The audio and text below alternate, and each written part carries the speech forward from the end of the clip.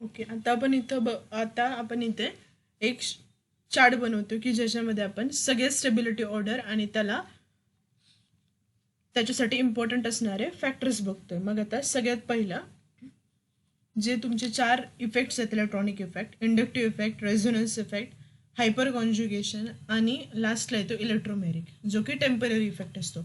सगळ्यात पहिला आपण ऑर्डर समजून घेऊयात की सगळ्यात जास्त पॉवरफुल इफेक्ट कुठला असतो, तर प्लस आर, त्याच्यानंतर येतो प्लस एच, त्याच्यानंतर येतो प्लस आय. आता हे झालं डोनेटिंग ग्रुपसाठी. त्याच्यानंतर विड्रॉईंगसाठी मायनस आर, मायनस एच आणि सगळ्यात शेवटी मायनस आय. आता इथे बघू पहिले आपण ऍसिडिटी इफेक्ट. इलेक्ट्रॉनिक इफेक्टच्या बेसिसवरती आपण ऍसिडिटीसाठी रिलेशन लिहूयात. Acidity is directly proportional to electron withdrawing group, inversely proportional to electron donating group. म्हणजे इलेक्ट्रॉन विड्रॉईंग ग्रुप इन्क्रीज केला की ऍसिडिटी इन्क्रीज होणार, इलेक्ट्रॉन डोनेटिंग ग्रुप इन्क्रीज केला की ऍसिडिटी डिक्रीज करणार. क्लिअर इथपर्यंत? हो. हां, directly proportional to K value. ऍसिडिटीसाठी जो डिसोसिएशन कॉन्स्टंट लिहितो तो के असतो. ठीक आहे, तर जो मी ह्याच्यामध्ये सांगितलं होतं लास्ट सेशनमध्ये, के जो आहे तर काय होतं की जशी के ची व्हॅल्यू वाढते तशी ऍसिडिटी पण इन्क्रीज करते. आणि inversely proportional to P K आणि directly proportional to stabilized conjugate based. Stabilized conjugate base, जेवढा जास्त स्टेबल कॉन्ज्युगेट बेस असेल तेवढा तो ॲसिड स्ट्रॉंग असतो. हे काही इम्पॉर्टंट फॅक्टर्स आहेत जे की ॲसिडिटीचे जे आपण प्रायर ऑर्डर अरेंज करतो त्या क्वेश्चनसाठी हे इम्पॉर्टंट आहे. Next is basicity. बेसिसिटी म्हणजे आपण लिविस बेसिसिटी बघतो तिथे आपल्याला इलेक्ट्रॉन डोनेटिंग ग्रुप पाहिजे असतात. म्हणजे जेवढे जास्त इलेक्ट्रॉन डोनेटिंग ग्रुप तेवढी जास्त बेसिसिटी वाढणार. आणि inversely proportional to electron withdrawing group, directly proportional to K B value, inversely proportional to P K B value आणि directly proportional to localised lone pair. Localised lone pair. आणि MHT-CET मध्ये mostly question जे विचारले जातात acidity, basicity आणि जे amine टॉपिकमध्ये पण काही एक्झाम्पल दिलेले आहेत ते सगळे टॉपिक विचारले जातात MHT-CET मध्ये. प्रिव्हियस इयरमध्ये ते क्वेश्चन्स खूप सारे आहेत. आता next is stability of carbocation. Carbocation हा इलेक्ट्रॉन डेफिशियंट असतो, त्याला इलेक्ट्रॉनची गरज आहे. म्हणजे इलेक्ट्रॉन डोनेटिंग ग्रुप लागणार, इलेक्ट्रॉन डोनेटिंग ग्रुप वाढले की स्टेबिलिटी इन्क्रीज करणार आणि इलेक्ट्रॉन विड्रॉईंग ग्रुप वाढवला की तो अनस्टेबल होणार.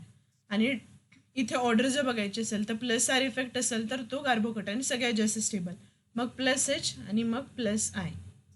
इथे मायनस आर इफेक्ट असेल तर तो खूप जास्त अनस्टेबल होणार, मायनस एच असेल आणि मग सगळ्यात शेवटी मायनस आय. क्लिअर? हो.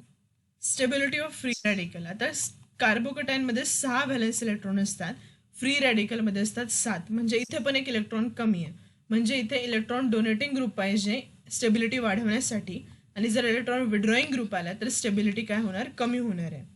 इथे पण same order, plus H, plus R, plus H, plus I आणि नंतर इथे येतं मायनस आर, मायनस एच आणि मायनस आय. सगळ्यात शेवटी आपण बघतोय स्टेबिलिटी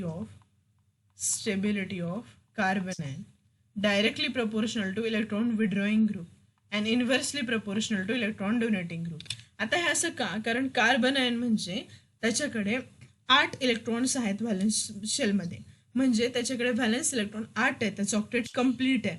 त्याला आता इलेक्ट्रॉन्सची गरज नाही आहे. त्याच्याकडे फोर्सफुली जर इलेक्ट्रॉन दिले आपण तर तो अनस्टेबल होणार आहे. ठीक आहे, म्हणजे आपल्याला भूक नाही आहे आता, आपण आत्ता जेवण केलंय, आपल्या पुढे पिझ्झा बर्गर काही जरी ठेवलं तरी आपण खाणार नाही. म्हणजे आपल्याकडे आता कॅपॅसिटीच नाही आहे इलेक्ट्रॉन ॲक्सेप्ट करण्यासाठी. जर आपल्याला फोर्सफुली फीड केलं किंवा आपलं फोर्सफुली खायला दिलं ते तर आपण अनस्टेबल बनणार. म्हणजे कार्बन आयनला जर आपण इलेक्ट्रॉन विड्रॉईंग ग्रुप अटॅच केला म्हणजे त्याचे इलेक्ट्रॉन काढून घेतले तर तो स्टेबल होईल. पण जर त्याला फोर्सफुल इलेक्ट्रॉन देत राहिलं तर तो काय होणार आहे, अनस्टेबल होणार आहे. क्लिअर? येस. म्हणजे आपण खूप एकदम फुल जेवण केलंय आणि आपण जर आपल्या पुढे काहीही ठेवलं खायला तर आपण खाणार का, नाही खाणार. म्हणजे इलेक्ट्रॉन डोनेटिंग ग्रुप इथं नकोय. इथे काय पाहिजे, इलेक्ट्रॉन विड्रॉईंग ग्रुप. विड्रॉईंग ग्रुप म्हणजे काय, तुम्ही आता जेवण केलं, तुम्ही वॉकिंग वगैरे केलं तर तुम्हाला थोडंसं स्टेबल फील होईल. म्हणजे काय, तुमच्याकडे जो तुम्ही एक्स्ट्रा इंटेक घेतलाय तर तो तुम्ही डिस्ट्रीब्यूट करणार. हा, मग हे इलेक्ट्रॉन विड्रॉइंग ग्रुप असेल तर स्टेबिलिटी ऑफ कार्बन आयन काय होणार, इन्क्रीज करणार. म्हणजे -R -H -I सगळ्यात शेवटी +R +H आणि इथे +I. हे झाले सगळ्यांसाठी इम्पॉर्टंट चार्ट. ऍसिडिटी सॉल्व्ह करायचं असेल तर फक्त हे लक्षात ठेवायचं. बेसिसिटीसाठी हे stability of carbocation, stability of free radical आणि stability of carbon ion. Clear? काय डाऊट आहे ह्याच्यामध्ये? नाही. ओके, हे खूप इम्पॉर्टंट आहे, नोट करून घ्यायचं आहे. हम्म.